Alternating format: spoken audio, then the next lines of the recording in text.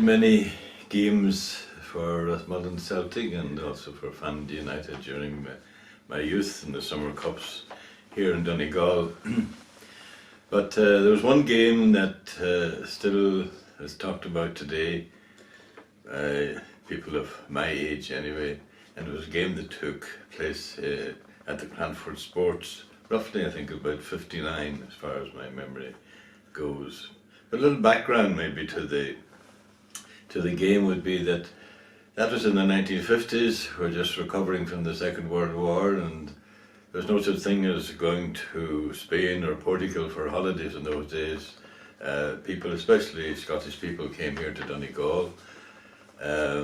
Many went to the west of Donegal, even here Rathmullen. A lot of the well-known footballers at the time. One of them was Bobby Tasker, who married Bessie Toy from here from Rathmullen at that particular time.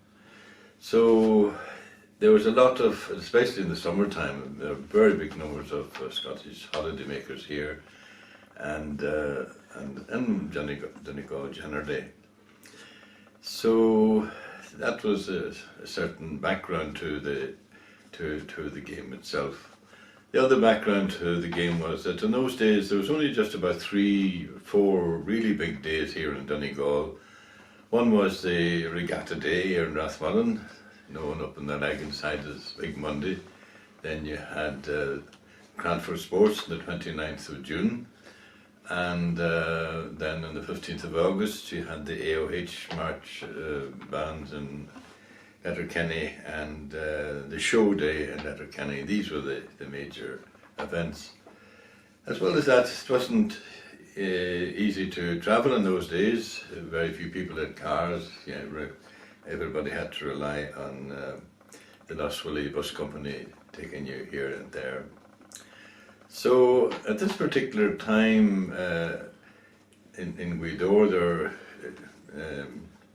Pat Creran was playing with Celtic at that time, and his people came from Gweedore, and he used to go there on holidays, and he brought a lot of other friends with him at that particular time.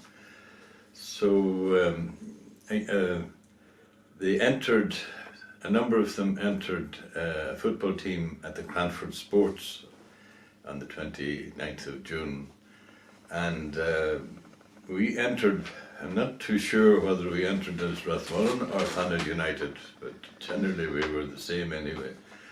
And it was a 7-a-side competition, and it was obvious kind of from the beginning that our two teams were the strongest and would likely end up in the final, which happened.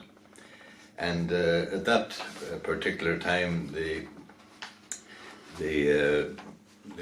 Gweedore team, in the forward line you had Charlie Gallagher from Celtic, you had Pat Creran, who was with Celtic before, he hadn't moved to Man United at that stage, and then there was John McCall from Leeds United. So as a forward line that was very substantial.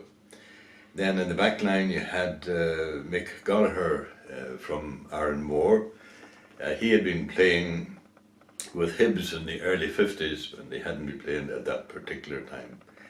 But all in all, in a side of 7, that was a very strong side.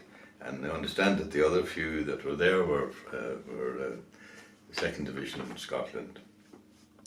So on the Rathmullen Celtic stroke Cranford United team was myself in goals, and the back line was Father McSweeney and Willie McMenamin. We weren't ordained at that time. Teddy Blaney, and then the forwards was Harry Blaney, Eddie McLaughlin, and Dan Doherty, Dan. So I have a very distinct memory of it because I was in goals, and when the game started, the Gweedore people scored, I think, within the first minute. So it certainly didn't do my reputation, but it was an impossible shot to stop anyway. So despite that setback at the beginning, we we managed to get our act together, and as far as I can remember, the final score was 3-1 in favour of ourselves. So I've always noted that many people who were present at that day were so excited about it and remembered it even, you know. It's one of those games that people, while we played many important games, that was the one that seemed to fire people's imagination, because it was, for many people, it was a David and Goliath struggle, and David won. So it's a great memory to have, and I suppose one of the incidents in that particular game,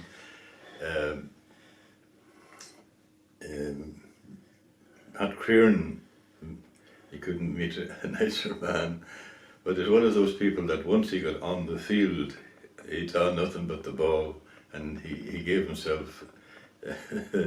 He was a really 90-minute man, and but I remember in that particular game himself and Harry Blaney had a difference of opinion, and they faced up to one another, and as they did, the whole side of all the supporters came down from the side of the hill there in Cranford and surrounded them, and it took them ages to get them back up again. And and I think then at the end of the game, there was another schmozzle. I don't know who exactly was involved in that, but the Gardaí who were there picked out somebody, and they tried to take him away, and they had to take him up the hill because the Gardaí car was up at the top of the hill, and they had quite a job trying to get him up and to get him into the car. So it's one of those little things that added to the memory of the occasion. I remember then, some time later, I was based down in Cork, and Man United came to Cork to play a pre-season game against Cork United, and that just before that, very shortly before that, Pat Creran had transferred to Man United. So I remember after the game, I decided to go into the dressing room and just to greet him again. And as I was going in, Busby was standing in the hallway, and he greeted me as I was passing, and I congratulated him on getting Pat Creran, and I said that you've got a real firebrand. And Busby said, I think that's what we need at the present time, and so it worked out. He really proved to be one of the staunch players of Man United at that particular time, during Busby's time.